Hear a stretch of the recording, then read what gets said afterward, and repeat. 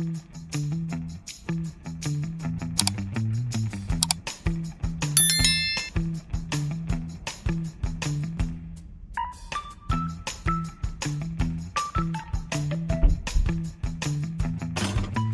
nang nawala sa akin. 2,100 Canadian dollars. Babawin ko ngayon yun.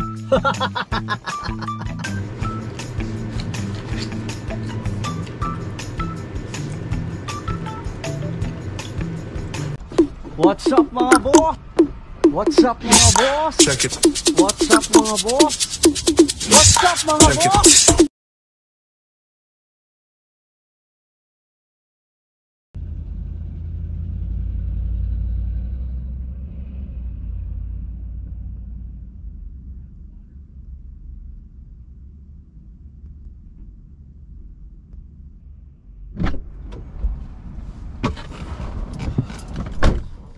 What's up mga boss?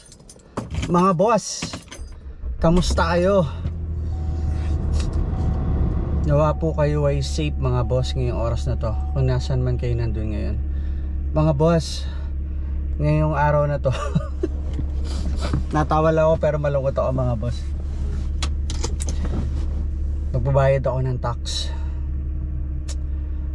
Magbabayad ako ng 2,100 Canadian dollars mga boss.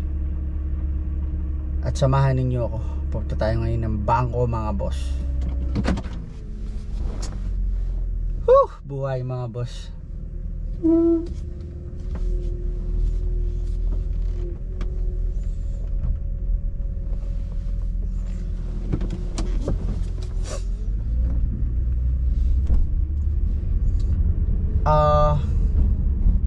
Kung hindi ako nagkakamali, ito yung month na kailangan mo magbayad ng tax.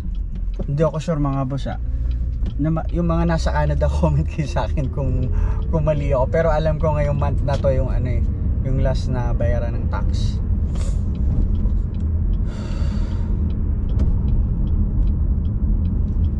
Alam mo mga boss, yung babayaran kong 2,100, kung tutuusin, not bad na yun. Di tulad ng ibang mga kababayan natin dito, mas marami silang trabaho, mas marami silang oras na inaibibigay sa kanilang bawat part-time, mas malaki yung babayaran nila. Merong iba nagbayad 4,000, 5,000. Sa akin 2,100. Kay Mrs. ganun din. Pero sa kabila nun, magbayad ka man ng ganun, kumita ka pa rin ng malaki sa loob ng isang taon. Diba mga boss? Halimbawa ako, magbabayad ako ngayon ng 2,100. Pero kung kumikita ka ng every month ng almost 1,000 sa part-time mo,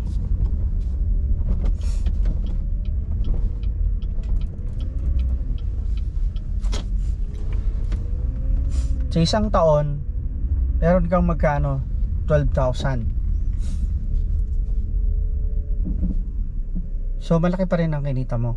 Mga boss, nandito na ako sa TD. Magbayad muna ako, mamaya na tayo magkwentuhan. baka makulong ako dito sa Canada.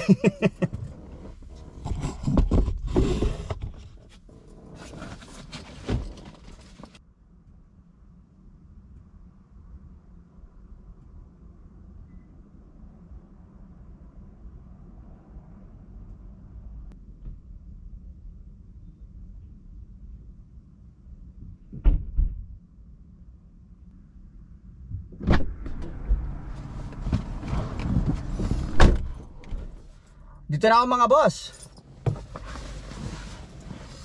Wala pa akong ilang minuto mga boss. Wala pa yata akong 5 minutes. Lalagasan na ako ng 2,100 Canadian dollars. Nag-complain pa eh, parang malungkot eh.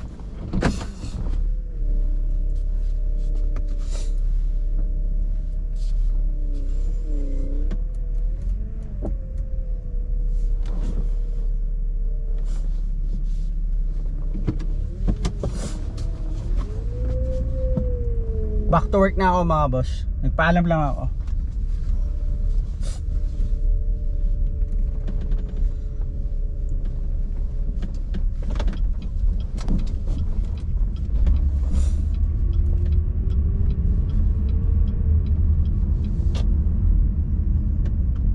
Medyo malamig ngayon mga boss. Pero naka t-shirt lang ako.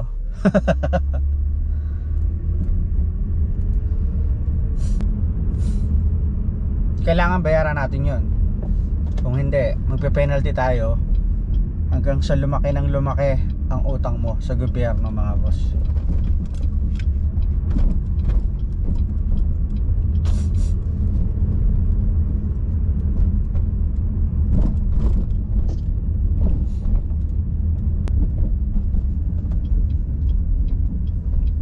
Lapit na tayo sa IGA.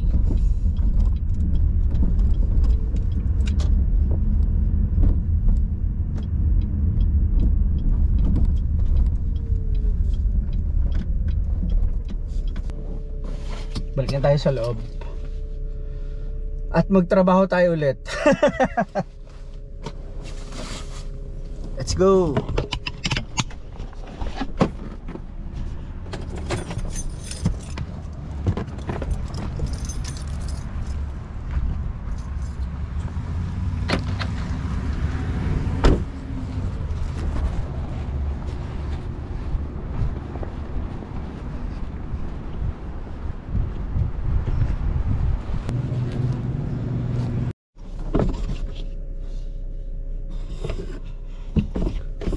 What's up mga boss? Mga boss, nandito na tayo sa 7-Eleven. Trabaho na ulit tayo. Laka nang nawala sa akin, 2,100 Canadian dollars.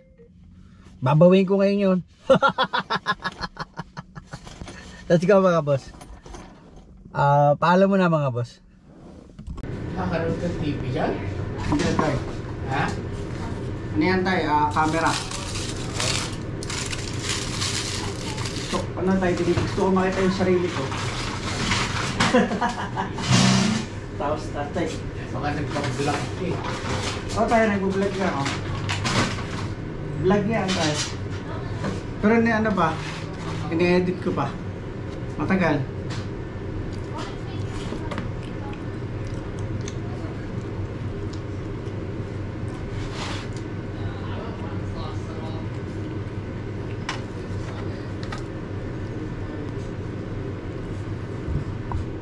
Kain tayo mga boss. Pork chop char.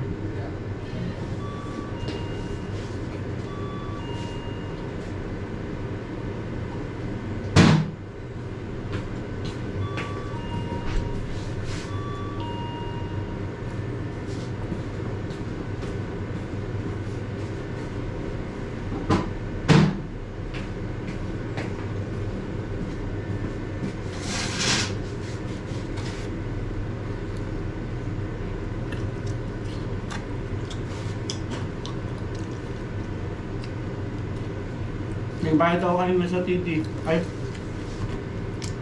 Yeah. tax. 2,100.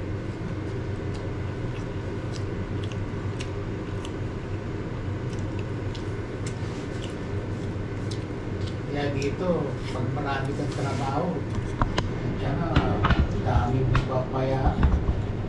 O tayo.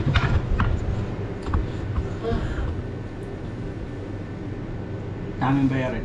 Wala nang refund, ipapayaran.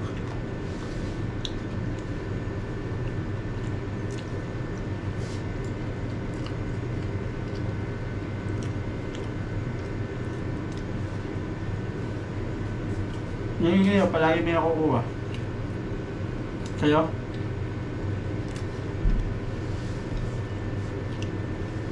Yung boss natin meron niya nga. Eh, bayad para siya. Bayad pa raw siya ng $40. Bakit? Oo.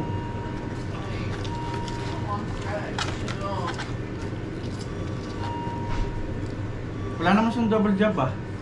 Oo, hindi. Kaso mali siguro ang altas sa kanya. Bayad pa raw siya ng $40.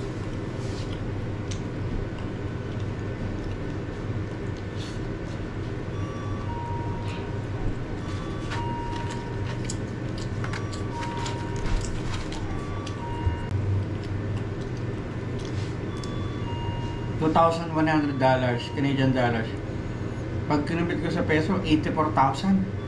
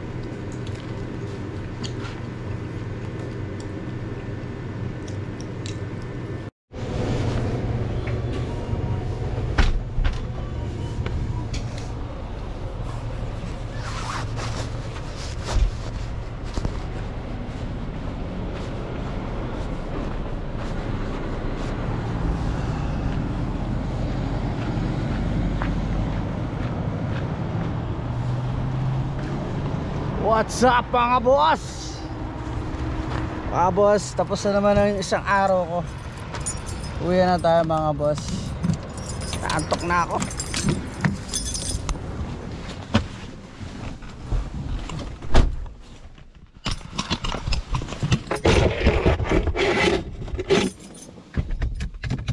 Mga boss, maaga duty ko bukas. Alas 5 na madaling araw.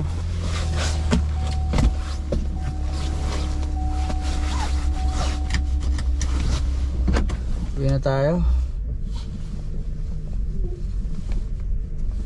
Ay, ako! Sisa na kayo mga boss, nahikab ako eh.